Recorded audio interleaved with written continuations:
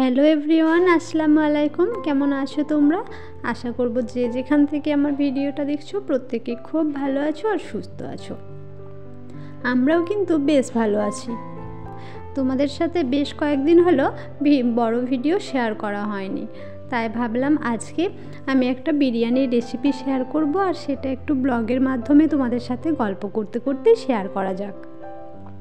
তোমাদেরকে last video share করেছিলাম বড় ভিডিও, সেটা ছিল 25শে ডিসেম্বর।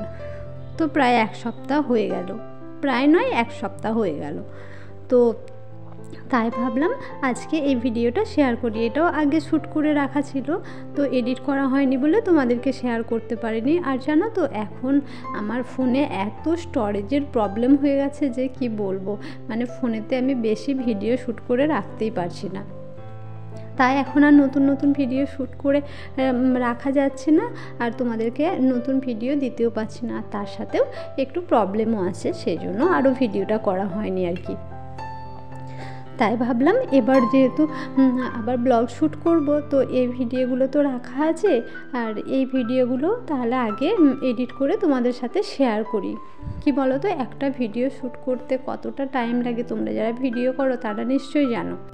আর ভিডিও শ্যুটের থেকে সবথেকে বড় ব্যাপার ভিডিওটা প্রপারভাবে এডিটিং করে সেটাকে ভয়েস ওভার দিয়ে আবার পোস্ট করা, এটা হচ্ছে সব থেকে বেশি চাপের।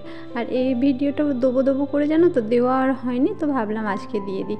আর আসলে এখন না আমি রেগুলার কিন্তু লাইভে আসি। তোমরা যারা আমার পুরনো বন্ধু আছো তারা কিন্তু দেখছি সেরকমভাবে কেউ জয়েন্ট করছো না। অনেকেই জয়েন্ট করছে, যারা নতুন নতুন দেখছি অনেকে জয়েন্ট করছে, কিন্তু তোমরা যারা পুরনো বন্ধু আছো তারা জয়েন্ট করো না। হয়তো সবাই জানো না যে আমি লাইভ করি বলে। তো এখন কিন্তু আমি 4-5 দিন হলো প্রতিদিনই লাইভ করছি, আর ইচ্ছে আছে এরপর থেকে কিন্তু রেগুলার আমি লাইভে আসবো। তো লাইভটা আমি জানো তো রাত্রের দিকে আসি, ওই 10:30টার পরে আমি লাইভে আসি। তো তোমরা একটু সবাই জয়েন্ট করো, একটু সময় নিয়ে একটু লাইভটা দেখো, তাহলে ভালো লাগবে। কি বলো তো, লাইভে এসে তো আর শুধু শুধু বসে থাকতে ভালো লাগে না, না সবার সাথে একটু গল্প করলে বেশ ভালো লাগে। আর যারা নতুন বন্ধু হচ্ছে তাদের সাথে তো গল্প করছি, আর তোমরা যেহেতু আমার পুরনো বন্ধু, তো তোমাদের সাথে গল্প করারও তো ইচ্ছেটা আমার মনের মধ্যে থেকেই থাকে, তাই না? আর আমি যেহেতু ভিডিও বানাচ্ছি, কি বলো তো, আমার সম্পর্কে তোমরা কিন্তু সমস্ত কিছু জানতে পারছো। আমি তো তোমাদের বিষয়ে জানি না, আমার ভিডিও কে কে দেখছো, কোথায় কোথায় থেকে দেখছো, আমারও না এগুলো ভীষণ জানতে ইচ্ছে করে। তো সেগুলো আর কী করে জানবো বলো, ওই তোমাদের কমেন্টের মাধ্যমে কিছু কিছু জিনিস জানতে পারি। আর এখন যেহেতু আমি লাইভে আসছি, তো লাইভে তো অনেকটা করে সময় থাকবো, আর ডিরেক্ট তোমাদের সাথে কথা বলা যাবে, সব কিছু জিজ্ঞেস করা যাবে, আর তোমরাও আমার সম্পর্কে অনেক কিছু জানতে পারবে। সেই জন্য বলছি একটু লাইভ জয়েন করো, দেখবে তোমাদেরও বেশ ভালো লাগবে। তো দেখো, এখানে আমি বিরিয়ানির জন্য প্রথমে আগে মাংসটা কষিয়ে নিচ্ছি। তো মাংসটা প্রথমেই দেখলে আমি একটু লবণ হলুদ দিয়ে কিছুক্ষণ ম্যারিনেশন করে রেখেছিলাম। তারপরে যেভাবে মাংস কষাই, পেঁয়াজ আদা রসুন সমস্ত কিছু দিয়ে মাংসটা দিয়ে একটু নাড়াচাড়া করার পর সমস্ত রকম কিন্তু মশলা দিয়ে দিলাম, আর তার সাথে একটু দই অ্যাড করেছি। কি বলো তো, একটু দই অ্যাড করলে না মাংসর কালারটাও খুব সুন্দর হয়, আর খেতেও না বেশ টেস্টি লাগে। তো যেহেতু বিরিয়ানি করব, গ্রেভিটাও তো একটু বেশি প্রয়োজন, আর বিরিয়ানিতে দেখবে একটু দই পড়লে না তার স্বাদটা কিন্তু একটু অন্যরকম হয়ে যায়। তোমরা এভাবে একবার বানিয়ে দেখো, বেশ ভালো লাগবে। তো তারপর দেখো আমার মাংসটা কিন্তু এদিকে কষাতে দিয়ে দিয়েছি, মানে কষানো হয়ে গেছে প্রায়। তারপর এখানে আমি চালটা ধুয়ে নিলাম, ধুয়ে এবার কিন্তু ভাতটা বসিয়ে দেবো। তো দেখো ভাতে আমি কী দিচ্ছি, তেজপাতা, লবঙ্গ, দারুচিনি, ছোটো এলাচ, আর তার সাথে স্টার ফলটা আছে, তো সমস্ত কিছু নিয়ে ভাতের মধ্যে দিয়ে দিলাম, আর পরিমাণ মতো নুন দিয়ে দিয়েছি, দিয়ে ভাতটা বসিয়ে দেবো। তো ভাতটা ওই 70% মতো যখন হয়ে যাবে, তখন কিন্তু ভাতটাকে নামিয়ে নিতে হবে। নামিয়ে ফ্যান ঝাড়িয়ে একটা থালার মধ্যে কিন্তু আমি আলাদা আলাদা করে রেখে দেবো ভাতটা। আর বিরিয়ানি ঝরঝরে হওয়ার জন্য কিন্তু ভাতটা 70% মতো হয়ে গেলেই নামিয়ে নিতে হবে। অনেকে কিন্তু এটাই ভুল করে, যে ভাতটা বেশ মানে কখন নামাবো ঠিক বুঝতে পারে না, যে জন্য কিন্তু সবার বিরিয়ানি দেখবে সমান কিন্তু ঝুরঝুরে হয় না। তো এভাবে নামাবেন, দেখবেন একদম সুন্দর কিন্তু ঝুরঝুরে হয়েছে ভাতটা। আর এদিকে দেখুন আমি কিন্তু বিরিয়ানির বেরেস্তাটাও করে নিচ্ছি। এখানে বেরেস্তাটা বসিয়ে দিয়েছি। আর তার মধ্যে দেখলেন তো আমার আলুও কিন্তু ভাজা হয়ে গেছে। এরপর এর মধ্যে ওই একটু কাজু বাদাম আর কিশমিশটা একটু নাড়াচাড়া করে নেবো, নিয়ে তুলে নেব। ব্যাস, এরপর কিন্তু বিরিয়ানির কাজ মানে প্রায় 90% হয়ে গেছে। এরপর শুধু বিরিয়ানিটা সাজিয়ে নেওয়ার পালা, ব্যাস তাহলেই হয়ে যাবে।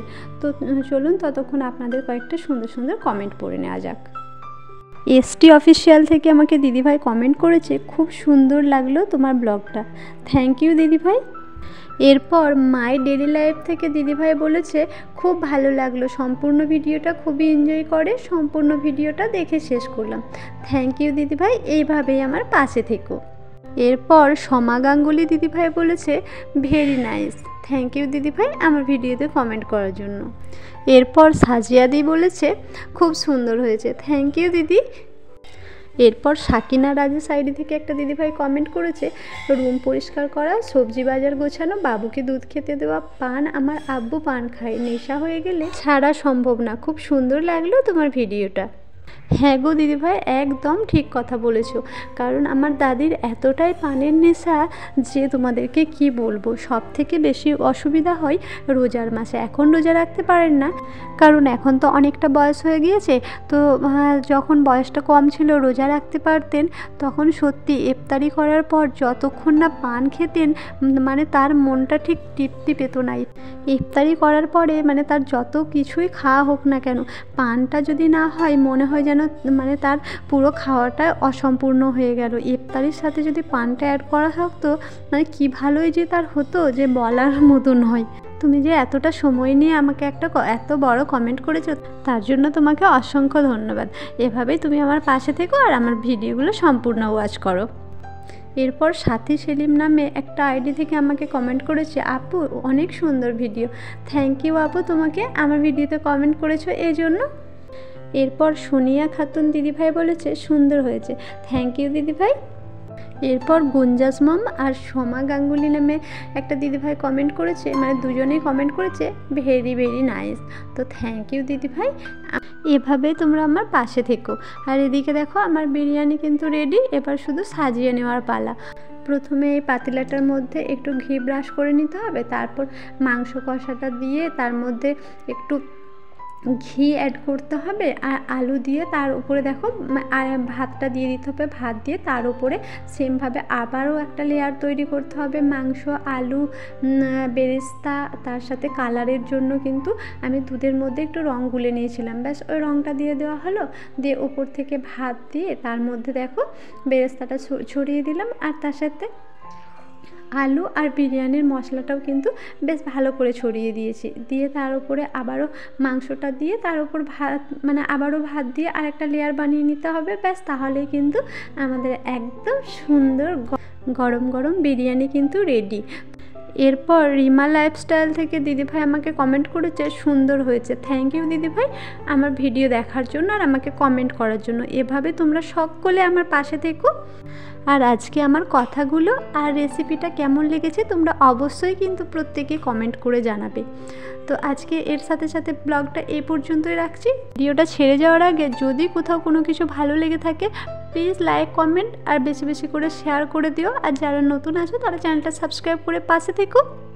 আর যদি তোমাদের সম্ভব হয় আমি রাত্রে 10:30টার পরে লাইভে আসি, আমার লাইভটা একটু জয়েন করার চেষ্টা করো। আর তার সাথে সাথে আমাদের জন্য অনেক অনেক দোয়া করো। আর তোমরাও খুব ভালো থেকো, সুস্থ থেকো। আর ততক্ষণে আমরা ডিনারটা করে নিই। আজকের মতো গুড নাইট, দেখা হচ্ছে আবার একটা নতুন দিনের সুন্দর ভিডিওর সাথে।